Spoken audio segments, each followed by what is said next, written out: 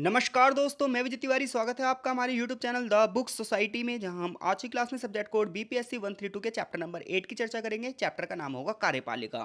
तो देखिए, जब हम कार्यपालिका की बात करते हैं तो भारतीय संविधान के भाग 5 में आर्टिकल 52 से लेकर 78 तक संघ की कार्यपालिका का वर्णन किया गया है। भारतीय संविधान के भाग 5 में आर्टिकल 52 से लेकर 78 तक संघ की कार्यपालिका का वर्णन किया गया है। संघ की कार्यपालिका में होते कौन कौन है भाई? तो संघ की कार्यपालिका में होता है राष्ट्रपति, उपराष्ट्रपति, प्रधानमंत्री, मंत्रिमंडल और महान्यायवादी। यानी कोई आपसे पूछे संघ की कार्यपालिका में कौन कौन शामिल होते हैं, तो संघ की कार्यपालिका में राष्ट्रपति, उपराष्ट्रपति, प्रधानमंत्री, मंत्रिमंडल और महान्यायवादी, ये 5 लोग शामिल होते हैं भाई। जिसमें राष्ट्रपति भारत का राज्य प्रमुख होता है, वो भारत का पहला नागरिक होता है और देश की एकता अखंडता का प्रतीक होता है। इस चैप्टर में हम यही जानने वाले हैं कि राष्ट्रपति पद के लिए क्या क्या योग्यताएं होनी चाहिए, राष्ट्रपति पद के लिए चुनाव कैसे होते हैं, राष्ट्रपति पद की शक्तियां क्या होती हैं, इसी प्रकार से प्रधानमंत्री पद के लिए क्या योग्यताएं चाहिए, उसकी चुनाव की अवधि क्या होती है, चुनाव की विधि क्या होती है, इसके साथ साथ उसकी पावर क्या होती हैं। ठीक इसी तरह मंत्रिमंडल के बारे में भी हम अध्ययन करेंगे।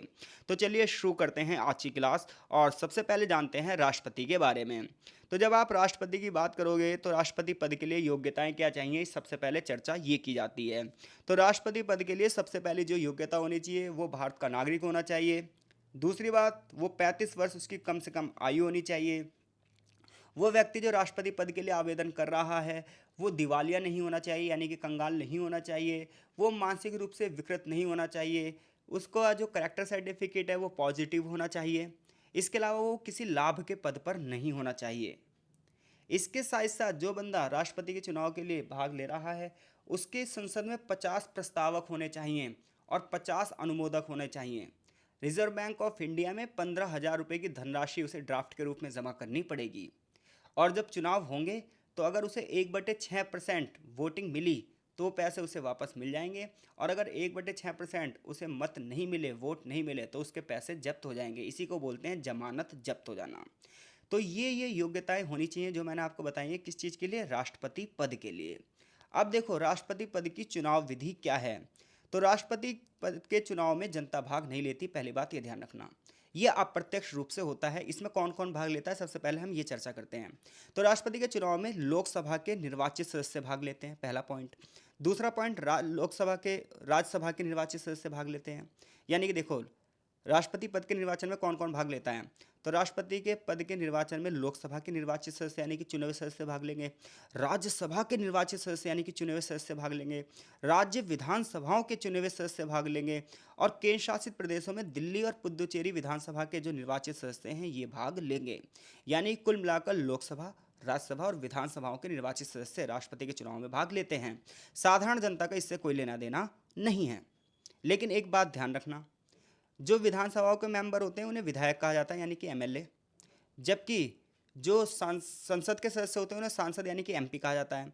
तो एमपी के जो वोट की वैल्यू होती है वो अलग होती है, और एमएलए के जो वोट की वैल्यू होती है वो अलग होती है। ये एक फॉर्मूला होता है जिस फॉर्मूले के माध्यम से ये निकाला जाता है। ठीक है भाई। दूसरा तरीका ये है भाई, जो राष्ट्रपति का चुनाव होता है इस चुनावी सिस्टम का जो नाम है वो है अनुपातिक प्रतिनिधित्व प्रणाली, या फिर इंग्लिश में सिंगल ट्रांसफरेबल सिस्टम भी कहा जाता है। इसमें क्या होता है, इसमें एक व्यक्ति को, जैसे मान लो 6 व्यक्ति राष्ट्रपति पद के लिए आवेदन कर रहे हैं और 6 व्यक्ति ही राष्ट्रपति पद के लिए खड़े होंगे। तो ये जो 6 व्यक्ति राष्ट्रपति पद के लिए वैसे तो ज़्यादातर 2 ही होते हैं, लेकिन फिर भी मैं मान ले रहा हूँ 5 या 6 खड़े हैं, मान लो अलग अलग दल से। तो 6 बंदे मान लो राष्ट्रपति पद के लिए खड़े हैं, तो इन्हें वोटिंग कैसे होगी? तो एक व्यक्ति ना 6 के 6 व्यक्ति को वोट डालेगा, लेकिन पता है क्या, प्रेफरेबल सिस्टम होगा। यानी कि नंबर 1 पर किसको रखेगा, नंबर 2 पर किसको रखेगा, नंबर 3 पर किसको रखेगा, नंबर 4 पर किसको रखेगा, नंबर 5 पर और नंबर 6 पर, यानी कि चॉइस दी जाएगी। तो नंबर 1 चॉइस का मतलब है कि भाई हम इसे ही वोटिंग देना चाहते हैं, हम इसे राष्ट्रपति बनाना चाहते हैं। लेकिन चलो अगर ये नहीं बन पाया तो नंबर 2 पर ये होना चाहिए, नंबर 3 पर ये होना चाहिए, नंबर 4 पर ये होना चाहिए। इस टाइप से ना एक व्यक्ति वोट डालता है। बाद में वोटिंग की इस टाइप से गिनती होती है और ये एक रूपता लाई जाती है, जिस व्यक्ति को ज़्यादा वोट मिलते हैं, जिस व्यक्ति को एक नंबर ज़्यादा मिलेगा भाई वो बंदा जीत जाएगा। ठीक है। तो राष्ट्रपति के चुनाव की जो विधि है उसको क्या कहते हैं हम? आनुपातिक प्रतिनिधित्व प्रणाली या फिर सिंगल ट्रांसफरेबल सिस्टम के नाम से जाना जाता है। कौन कौन भाग लेता है इसमें? लोकसभा, राज्यसभा और विधानसभाओं के निर्वाचित सदस्य इसमें भाग लेते हैं। हालांकि विधायक के मत का मूल्य अलग होता है और एक सांसद के मत का मूल्य क्या होता है यहाँ पर? अलग होता है। ठीक है भाई। अगर आपसे राष्ट्रपति के चुनाव के बारे में कोई पूछे तो बता दोगे कौन कौन इसमें भाग लेता है? अब देखो, राष्ट्रपति का कार्यकाल और उसे पद से हटाने की प्रक्रिया क्या है। तो राष्ट्रपति का कार्यकाल होता है 5 साल। उसका पद ग्रहण करने के दिन से ये कार्यकाल शुरू होता है। और मुख्य न्यायाधीश यानी कि चीफ जस्टिस ऑफ इंडिया राष्ट्रपति को उनके पद की शपथ दिलाते हैं। राष्ट्रपति दूसरे कार्यकाल के लिए भी चुनाव लड़ सकता है, यानी कि एक व्यक्ति हमारे देश में कितनी बार चुनाव लड़ सकता है। जैसे कि डॉक्टर राजेंद्र प्रसाद जो कि भारत के पहले राष्ट्रपति थे, ये 2 बार राष्ट्रपति चुने गए। ठीक है भाई। तो एक व्यक्ति हमारे यहाँ कितनी बार भी राष्ट्रपति पद के लिए आवेदन कर सकता है। राष्ट्रपति तब तक अपने पद पर बनाया जाता है जब तक नया राष्ट्रपति अपने पद पर ना आ जाए। यदि राष्ट्रपति को त्यागपत्र देना है तो उसे अपना त्यागपत्र वो उपराष्ट्रपति को देगा, यानी कि वाइस प्रेसिडेंट को देगा। यदि राष्ट्रपति का पद रिक्त रहेगा तो उपराष्ट्रपति राष्ट्रपति की भूमिका को अदा करेगा। लेकिन राष्ट्रपति और उपराष्ट्रपति दोनों ही देश में ना हो तो देश का जो चीफ जस्टिस ऑफ इंडिया है वो देश में राष्ट्रपति पद का क्या करेगा, उत्तरदायित्व को संभालेगा। यानी कि देश में मान लो राष्ट्रपति नहीं है तो कौन राष्ट्रपति पद संभालेगा, उपराष्ट्रपति। लेकिन देश में राष्ट्रपति भी ना हो उपराष्ट्रपति भी ना हो तो चीफ जस्टिस ऑफ इंडिया राष्ट्रपति पद को संभालेगा। राष्ट्रपति को हटाने की अगर प्रक्रिया की जाए तो संविधान में ये नहीं बताया गया है कि राष्ट्रपति को किस आधार पर आप हटा सकते हो। तो बस ये लिखा गया है कि अगर वो संविधान का उल्लंघन करता है तो आप उसको उसके पद से हटा सकते हो। तो राष्ट्रपति पद के हटाने की जो प्रक्रिया है उसका नाम है महाभियोग। महाभियोग में क्या होता है कि संसद के सारे सदस्य भाग लेंगे, बात होगी, बहस होगी, चर्चाएं होंगी और 2/3 लोग वोट डालेंगे हाँ में तो उसे हटाया जाए। यानी कि एक विशेष बहुमत की प्रक्रिया से ही राष्ट्रपति को उसके पद से हटाया जा सकता है, अन्यथा नहीं। जिसके लिए पहले संसद में बैठक होगी और 2/3 सदस्य उसके पक्ष में वोट डालेंगे। अगर महाभियोग सफल होता है तो राष्ट्रपति को अपना पद से इस्तीफा देना पड़ेगा। अब तक भारत में किसी भी राष्ट्रपति के लिए महाभियोग नहीं लगाया गया है। अब हम बात करते हैं राष्ट्रपति की शक्तियों के बारे में। तो वैसे तो राष्ट्रपति की भिन्न भिन्न शक्तियों को भिन्न भिन्न भागों में बांटा गया है। जैसे जैसे कि आपकी किताब कह रही है कि राष्ट्रपति की साधारण शक्तियों को 4 भागों में बांटा गया है और वैसे जो उसकी टोटल शक्तियाँ उसे 7 भागों में बांटा गया है। जैसे कार्यकारी शक्तियाँ, विधायी शक्तियाँ, वित्तीय शक्तियाँ, न्यायिक शक्तियाँ, कूटनीतिक शक्तियाँ, सैन्य शक्तियाँ और आपातकालीन शक्तियाँ, जिसके बारे में यहाँ थोड़ा थोड़ा चर्चा की गई है। मैं आपको ना पॉइंट टू पॉइंट चीज़ें बता रहा हूँ। आप कुछ चीज़ें अपनी किताब में कॉपी में लिख भी सकते हैं, शॉर्ट नोट्स बना सकते हैं। जैसे कि जब मैं बोलूँगा कार्यकारी शक्तियाँ, ठीक है भाई, किताब में कुछ चीज़ें मिसप्रिंट भी है तो मैं इसे अपनी तरफ से बोल रहा हूँ, ठीक है, बहुत ध्यान से सुनना। राष्ट्रपति की कार्यकारी शक्तियों की जब आप बात करोगे तो भारत सरकार के शासन संबंधी जितने भी कार्य हैं वो राष्ट्रपति के नाम पर किए जाते हैं। पहली चीज़, वह यह नियम बना सकता है ताकि उसके नाम पर किए जाने वाले आदेश क्या हों, लीगल हों। वह ऐसे नियम भी बना सकता है जो केंद्र सरकार की सहजता से वो कार्य कर सके। वो प्रधानमंत्री की नियुक्ति करता है, अन्य मंत्रियों की नियुक्ति करता है, महान्यायवादी की नियुक्ति करता है।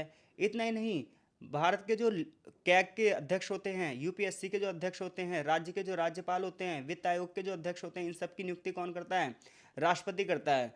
केंद्र और राज्य के बीच सहयोग के लिए जितने भी काउंसिल्स बनाई जाती हैं उसके अध्यक्ष की नियुक्ति भी यही करता है।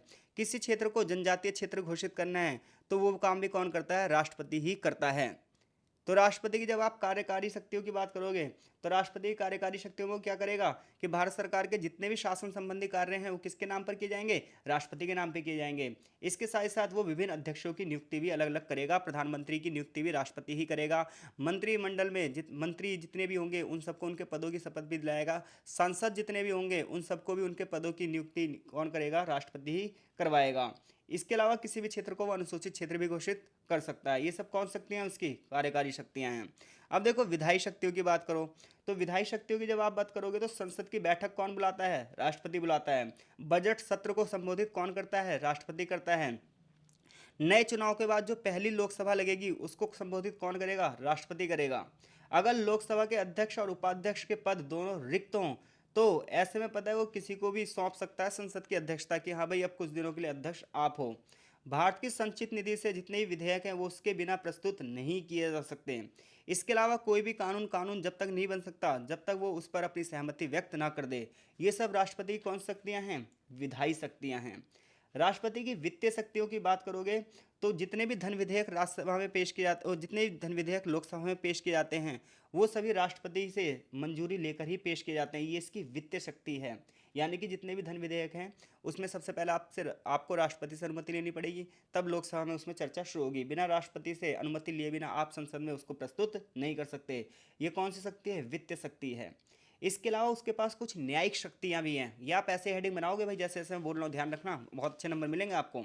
सबसे पहले कार्यपालिका शक्ति बताओगे, जो कि मैंने बोला था, आप दोबारा सुन लेना। फिर विधायी शक्तियाँ बताओगे, फिर वित्तीय शक्तियाँ बताओगे, फिर न्यायिक शक्तियाँ बताओगे। न्यायिक शक्ति में क्या होता है कि वो क्षमादान की शक्ति रखता है। जैसे मान लो किसी को मृत्युदंड दिया गया है तो उस मृत्युदंड को वो माफ़ भी कर सकता है। या किसी को आजीवन उम्र कैद की गई है तो उस कैद को वो कम भी कर सकता है। तो ये राष्ट्रपति की क्षमादान शक्ति हैं, इसे न्यायिक शक्ति भी कहा जाता है। फिर है कूटनीतिक शक्तियाँ। कूटनीतिक शक्तियों की बात की जाएगी तो अंतर्राष्ट्रीय जितने भी संधि समझौते हैं, इंटरनेशनल में जितनी भी संधियाँ ट्रीटी की जाती हैं, जितने भी समझौते किए जाते हैं, जितने भी एग्रीमेंट किए जाते हैं, ये राष्ट्रपति के नाम पर किए जाते हैं। इसे कूटनीतिक शक्ति कहते हैं। फिर आप हेडिंग बनाओगे सैन्य शक्तियाँ। सैन्य शक्तियों में क्या होगा? सैन्य शक्तियों में वो तीनों सेनाओं का सर्वोच्च कमांडर होगा। तीनों सैन्य बलों का, यानी कि आर्मी, नेवी और इंडियन एयरफोर्स जो है, इन तीनों का सर्वोच्च सेनापति कौन होगा? वो होगा राष्ट्रपति। सैनिक बलों का कमांडर इन चीफ होगा। ये इसकी कौन सी शक्ति है? ये इसकी है सैन्य शक्ति। और अंत में जो इसकी शक्ति है वो है आपातकालीन शक्ति। ये सब चीज़ों की चर्चा मैं यहाँ पे कर चुका हूँ। आपातकालीन शक्तियों की बात करोगे तो देश की एकता, अखंडता और संप्रभुता को बनाए रखने के लिए राष्ट्रपति को 3 प्रकार के आपातकाल की शक्तियाँ दी गई हैं। एक है राष्ट्रीय आपातकाल, एक है राज्य आपातकाल और एक है वित्तीय आपातकाल। अगर देश में युद्ध जैसी स्थिति बनी हुई है या फिर देश में सशस्त्र संघर्ष, दंगे फसाद चल रहे हैं, तो राष्ट्रपति को ये शक्ति है कि वो राष्ट्रीय आपातकाल की घोषणा कर दें। राष्ट्रीय आपातकाल की घोषणा करते के साथ ही जनता के जो अधिकार हैं वो वहाँ पर सीमित हो जाते हैं और शासन की पूरी बागडोर राष्ट्रपति के पास में आ जाती है। युद्ध, बाहरी आक्रमण या सैन्य विद्रोह के संबंध में इस प्रकार का आपातकाल जारी किया जा सकता है। दूसरा आपातकाल होता है राज्य आपातकाल। राज्य आपातकाल में पता क्या होता है? जिसे हम राष्ट्रपति शासन भी कहते हैं। इसके लिए आर्टिकल 356 का यूज़ किया जाता है। तो देखो, भारतीय संविधान के 2 आर्टिकल है, एक 356 और एक 365। आर्टिकल 365 ये कहता है कि केंद्र सरकार द्वारा बनाए गए कानूनों को राज्य सरकार अपने यहाँ पर लागू करेगी।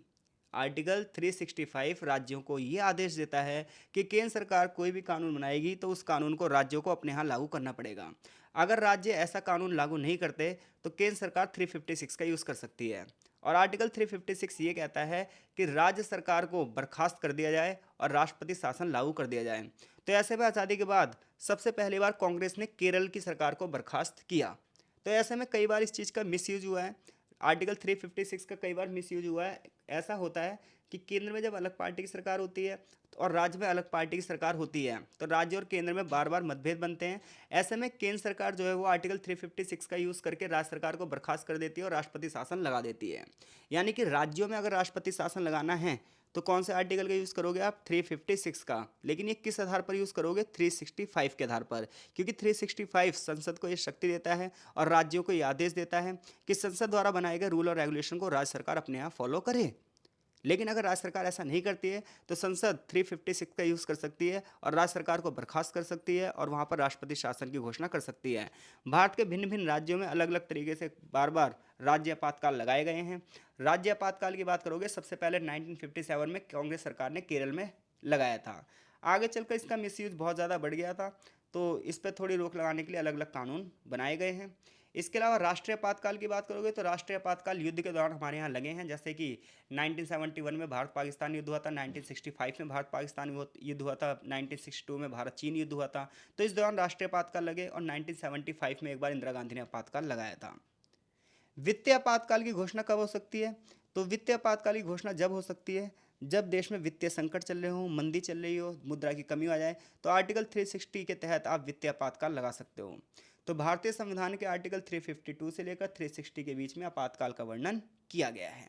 ठीक है भाई, तो ये राष्ट्रपति की शक्तियाँ हो गई। अगर क्वेश्चन आ जाए राष्ट्रपति की शक्तियों का वर्णन कीजिए, तो सबसे पहले आप राष्ट्रपति के बताओगे योग्यता, फिर आप बताओगे चुनाव कैसे होता है, और फिर आप क्या बताओगे?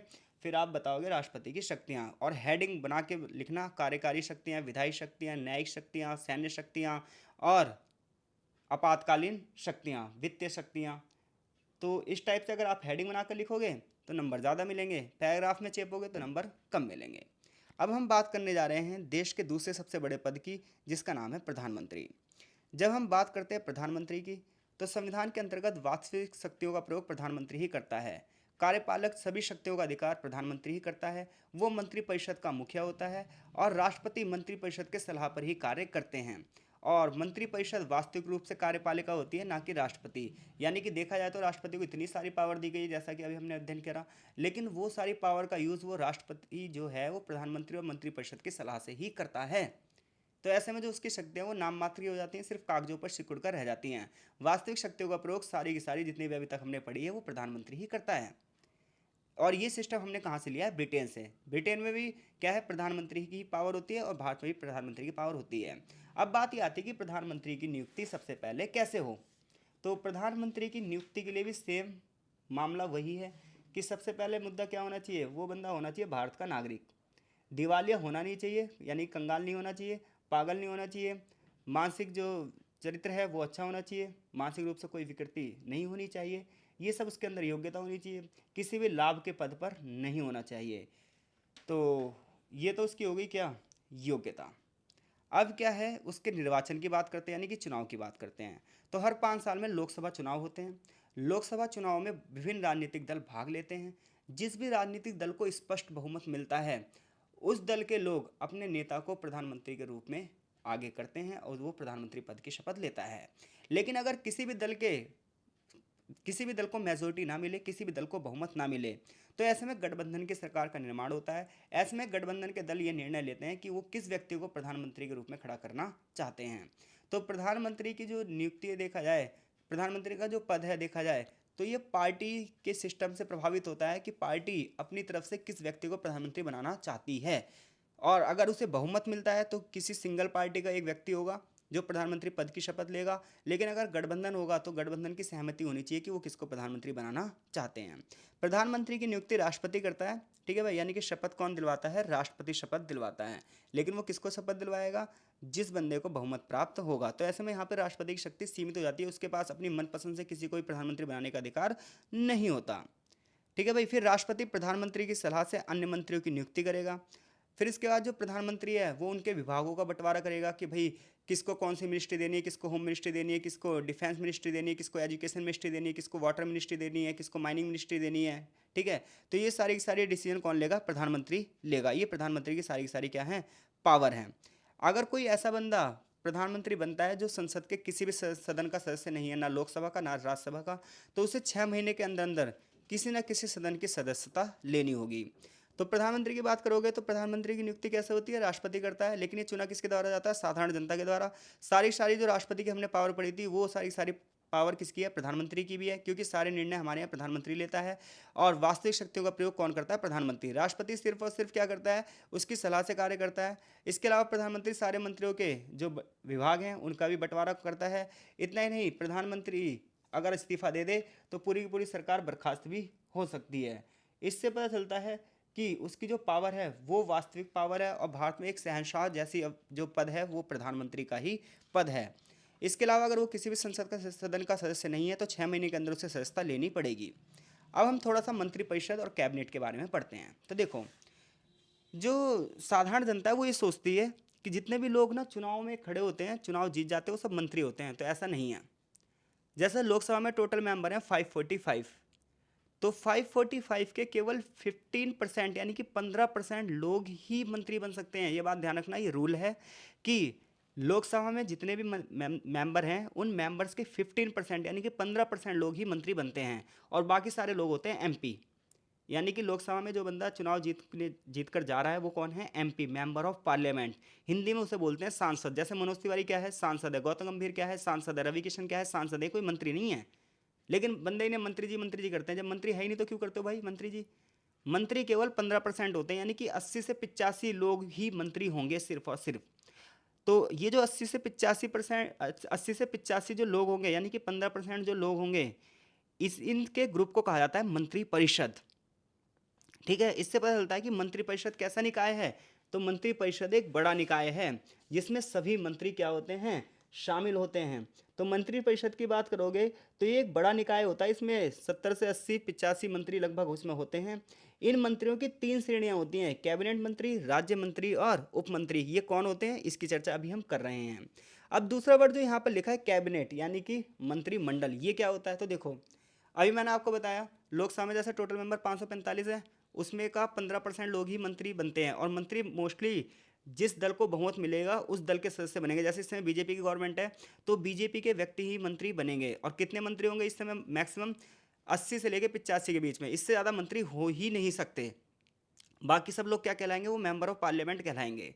अब जो ये मंत्री होते हैं, इनमें से 10 या 15 मंत्री ऐसे होते हैं जो सबसे टॉप लेवल के होते हैं। अब जो ये 10 से 15 मंत्री होते हैं, इन्हीं के ग्रुप को कहते हैं कैबिनेट, यानी कि मंत्री परिषद के अंदर से ही 10 से 15 मंत्री ऐसे होते हैं जो बहुत ही ज़्यादा पावरफुल होते हैं, जिनके जैसे होम मिनिस्ट्री किसके, आप देख लो, आप 80 से 85 नाम नहीं सुनते होंगे डेली न्यूज़ में, आप 10 से 15 नाम ही सुनते होंगे। जैसे होम मिनिस्ट्री किसके पास है? अमित शाह के पास है।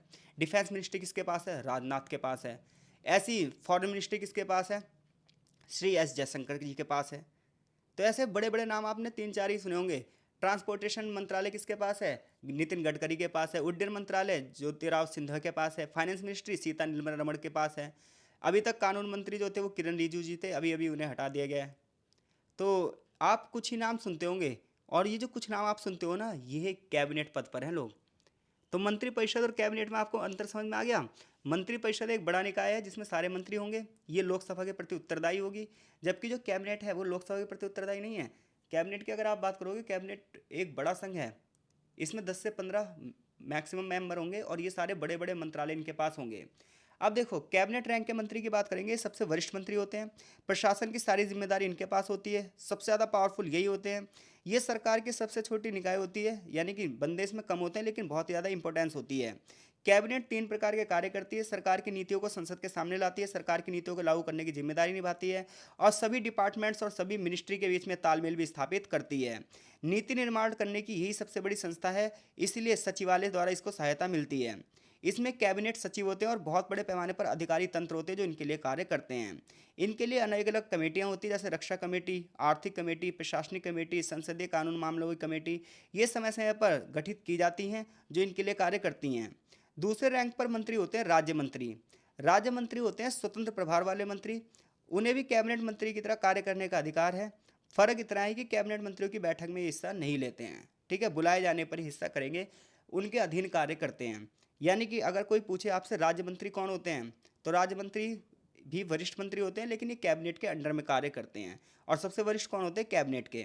निचले स्तर पर आते हैं उप मंत्री, इनको प्रशासनिक जिम्मेदारियां दी जाती हैं, ये अन्य मंत्रियों से अलग होते हैं, इनकी जिम्मेदारी अलग होती है। संसद में पूछे गए प्रश्नों के जवाब यही देते हैं, मंत्री की सहायता यही करते हैं, आम जनता को सरकार की नीतियों के बारे में बताते हैं। यानी कि सरकार का जो बेस तैयार करते हैं ये उप मंत्री तैयार करते हैं।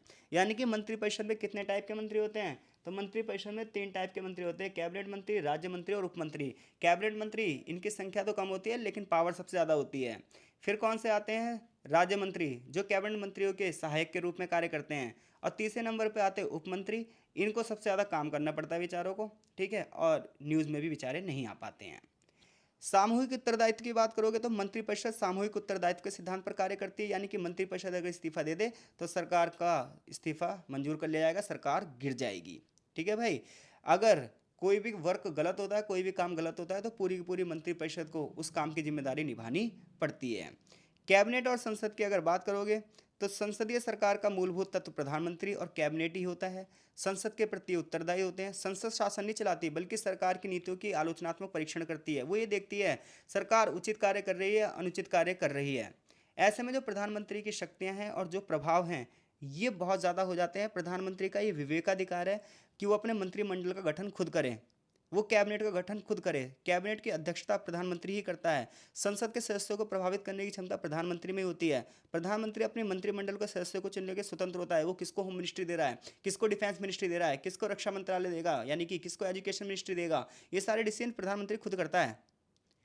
भारत में पहले प्रधानमंत्री जो थे जवाहरलाल नेहरू जी, इन्होंने सरदार वल्लभ भाई पटेल को अपना उप प्रधानमंत्री नियुक्त किया था, क्योंकि जो सरदार वल्लभ भाई पटेल थे इनका कद बहुत तगड़ा था, इनकी मान मर्यादा बहुत तगड़ी थी, तो ऐसे में इन्हें इतना उच्च पद दिया ही जाना था ताकि इनके लोगों को समर्थन हासिल किया जा सके, इसलिए इन्हें उप प्रधानमंत्री बनाया गया। इसी प्रकार से इंदिरा गांधी ने भी कुछ बड़े नेताओं को अपने मंत्रिमंडल में जगह दी थी, वो आगे चलकर बहुत बड़ी नेता बनकर भी उभरी थी। मोरारजी देसाई के कार्यकाल में भी ऐसे मंत्री ज़्यादा थे जिन्हें ज़्यादातर लोग जानते भी ना हों। इसी तरह एच.डी. देवेगौड़ा जब देश के प्रधानमंत्री बने, इंद्र कुमार जब देश के प्रधानमंत्री बने, तो एक गठबंधन की सरकार थी, 14-14 पार्टियां गठबंधन में शामिल थी। तो ऐसे में कुछ मंत्री तो ऐसे बन गए जिन्हें जनता आज तक जानती भी नहीं है। ठीक है भाई, तो इससे पता चलता है कि प्रधानमंत्री की पावर बहुत ज़्यादा है। मंत्रिमंडल के सारे निर्णय प्रधानमंत्री ही लेगा, क्योंकि वो सरकार का मुखिया है। तो ऐसे में उसकी भूमिका ही सरकार के प्रति क्या हो जाती है, ज़्यादा हो जाती है।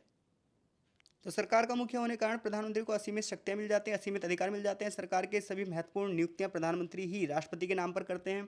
यानी कि राष्ट्रपति जितनी भी नियुक्तियां करता है, शपथ दिलवाने का काम राष्ट्रपति का है, लेकिन उसके पीछे वर्क कौन कर रहा है, प्रधानमंत्री ही कर रहा है।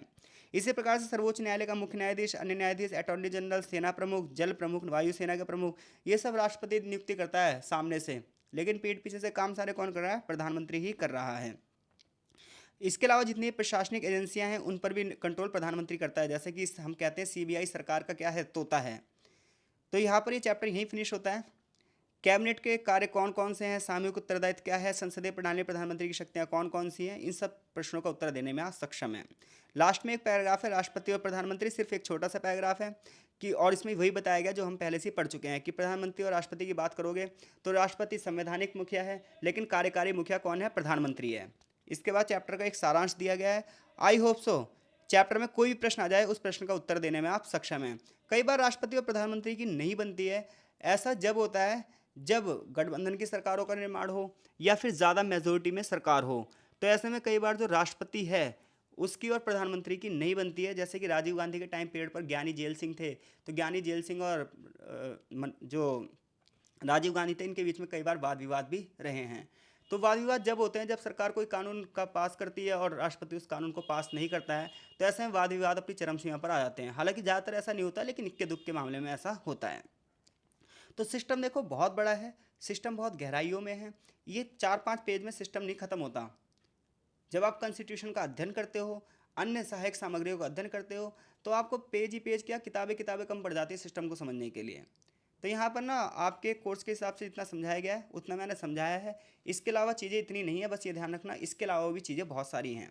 मिलते हैं आपसे नेक्स्ट चैप्टर में, जुडिशरी यानी कि न्यायपालिका में। तब तक के लिए आपका बहुत बहुत धन्यवाद।